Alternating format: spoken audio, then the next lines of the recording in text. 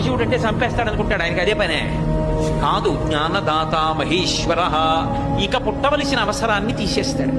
ఇహమునందు భోగమిస్తాడు, లోపల జ్ఞానం ఇస్తాడు.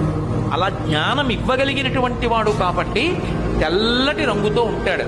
శుద్ధ సత్వ గుణమును మనకి ఇవ్వగలిగినటువంటి వాడై ఉంటాడు.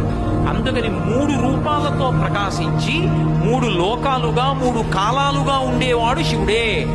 ఓ 3వ కన్ను ఉన్నటువంటి పరమశివ, శివే సృష్టి చేసినప్పుడు బ్రహ్మ, నిలబెట్టినప్పుడు విష్ణువు, పడగొట్టినప్పుడు శివుడు. ఈ 3 కూడా దయతోటే చేస్తాడు. మరి ఎందుకంటే పడగొట్టడం 90 ఏళ్ళు రానివ్వండి, 130 ఏళ్ళు రానివ్వండి, పడగొట్టకుండా ఉంటే బాగుంటాడు. ఏ ఇతర విశ్వాసముల యందు లేని గొప్పతనం ఒక్క సనాతన ధర్మమునందే ఉంది. మృత్యువుని దేవత అని పిలుస్తారు, మృత్యుదేవత అని.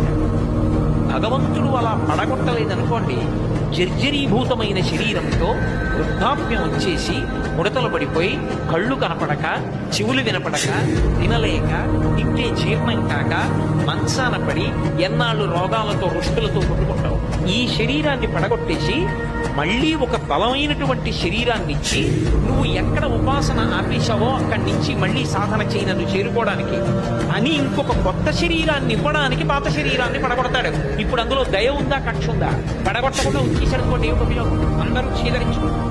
అందుకని పరమేశ్వరుడు సృష్టి చేసినప్పుడు, స్థితి చేసినప్పుడు, ప్రళయం చేసినప్పుడు కూడా దయామయుడై ఉంటాడు తప్ప దయ లేకుండా ఏ పని చెయ్యడు.